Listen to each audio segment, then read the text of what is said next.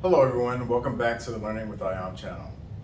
So today what I would like to discuss is something that most of us think we have a pretty decent understanding of, but maybe there's a little bit of information that's been left out from what we've been taught in school. This has certainly been the case for me, even as far as grad school. My background is in physics and I went all the way up to PhD level and I got my doctorate in physics. And even during that process, sometimes I didn't take the time to look back on some of these very fundamental and important, seemingly simple questions and issues. And so the one I would like to discuss today, and this is relevant since I'm going to be switching to talk about more science-related content as opposed to mathematics, which I've been doing in the past. Well, it's not like I'm going to abandon mathematics or anything, but I think since I'm going to be switching on this channel, it makes a lot of sense to go into more detail and discuss the differences between math and science. In particular, what are we talking about when we talk about math? We're talking about when we talk about science. How are these related, and how can we really keep them in their proper place and frame and context when we discuss? So that's what this video is about. So let me get into this. So first off, I'll discuss what math is. So in school, this is true for myself and for most everyone, especially in the United States. We're taught math like from elementary school all the way up into college, unless you're actually a math major.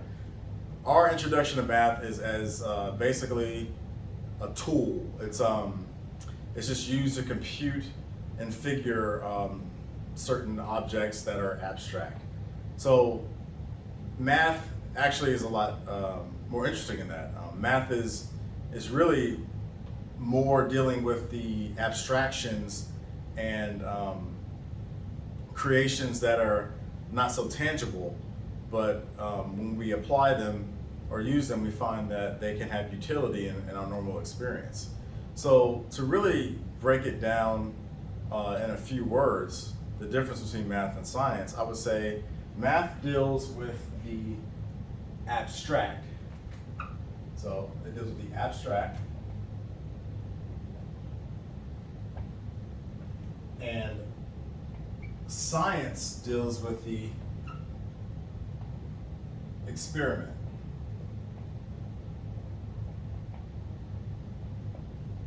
So what does that mean? Basically, math all by itself has no bearing or care about what we consider to be our experience or the physical universe. Mathematics is basically it's based off of axioms and almost merges a little bit with philosophy and logic, and off of some bottom level fundamental statements that you place that you consider to be logical or to have some kind of consistency. Using that as the base, you build on those ideas and you see what you can make with that. So in mathematics, you can do things and create spaces that aren't real. You can create your own really reality as long as your rules are consistent within the reality that you're talking about, and then you can do whatever you want within the constraints that you create for yourself in that world or what you're talking about. So really the most important thing about when you're doing with math is being consistent about what you're talking about, defining what your space or your area or your axioms, meaning your base rules, are. So really you want to define what your rules are and operate within those rules, and that's mathematics. And so it's very odd that something so abstract actually has a direct effect on science, which is, as I said, the word that we talk about with science is experiment. So our experience. So the first thing to realize and to really understand is something that wasn't, I don't think, explicitly explained or covered and not just glossed over in a lot of science courses, especially in your early training of science in the middle school, elementary school, those even high school.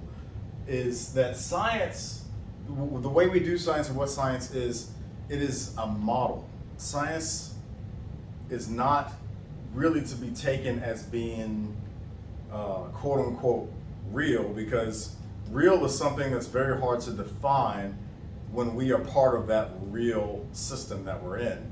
I don't want to get philosophical or anything, but it's very difficult, if not impossible, to clearly understand everything about a system when you're within the system. And the only way you can really kind of extend out there is to kind of reach and grab towards abstractions or fantasies or ideas, or what they call thought experiments, and that is in the realm of mathematics. And so that's where we have the mixture between math and science. So science is more tangible, it's related to our personal experience, and so when we do science, we accept it because we can set up something that we observe every day and do what we call an experiment to see if what we predict happens. So one of the main goals of science is to be able to predict what happens at a later time, like predict the future is what we say, but also predict or be able to infer what the past was, be able to replicate the past from our ideas in science. And so this is what we mean by a theory in science. So I'll go here and I'll write theory. So a theory, there are theories in mathematics and there's theories in science. But a theory is something that is not like a weak term. It doesn't mean that, oh, it's just a theory, it's no big deal. No, theory is actually a very strong term. It's stronger than what we would call a hypothesis when we talk about the scientific method. A hypothesis, I'll write it down here.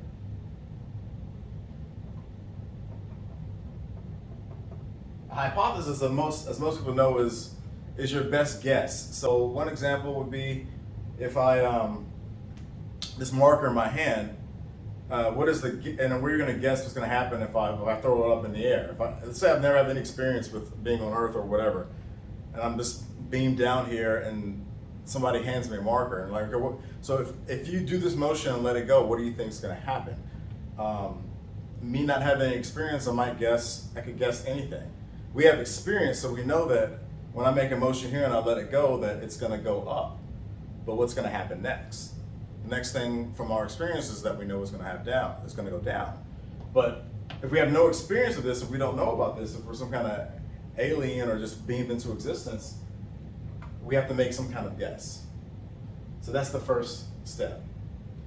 So after we've made our guess and we've designed an experiment to test it, meaning I say, okay, well, I want to see what happens. I'm going to actually do this thing. Oh, it goes up and it goes down. That's interesting. I knew it was going to go up. I might not have predicted that it would have gone down. So what I do is I record those observations from the experiment, and I use those to develop a theory. And so the theory that I'm talking about is basic gravity that we know.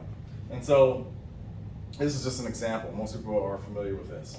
So gravity would be a theory, and it's a very strong theory, but a theory can make predictions. So a theory, how do we, instead of saying these words all the time, how can we make this more general? And one way that we can do that is to use mathematics. The beautiful thing about mathematics is you can write expressions and you can set rules, and they're very ordered, and it really lays out the pattern that you can lay out and see from your experiment. It puts it in a very organized way. So it's not that we created math to help us with science, it's that it's almost odd that math even works well to predict science, because math's whole thing is really abstraction. Mathematics really has very few boundaries or constraints, whereas science is constrained by what we consider to be the physical reality or reality. That's what science is bounded and constrained by reality, whereas mathematics doesn't care about reality in one sense or the other. So that's really the main difference. But so one allows a lot of flexibility, where the other one is constrained more. And so what happens is, which is very interesting, which I want to get to, especially once I start discussing different scientific fields, especially something like, let's say, quantum physics, which a lot of people are very interested in, but everybody considers it to be strange and different, which it is in a lot of ways. And so once you get to that scale, like close to the limit of what human can understand or conceptualize with their environment, you have to kind of cling over and use something that's less rigid than what we're used to. And so we lean on mathematics.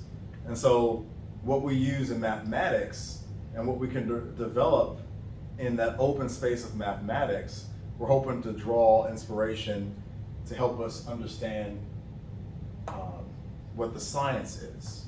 So that's how they're related. So one thing that we have to take into consideration, especially when we're going to fields such as quantum or any other thing that's really close to being hard to understand or really at the threshold of our knowledge and understanding, is that we need to understand when we're talking about math and when we're talking about science.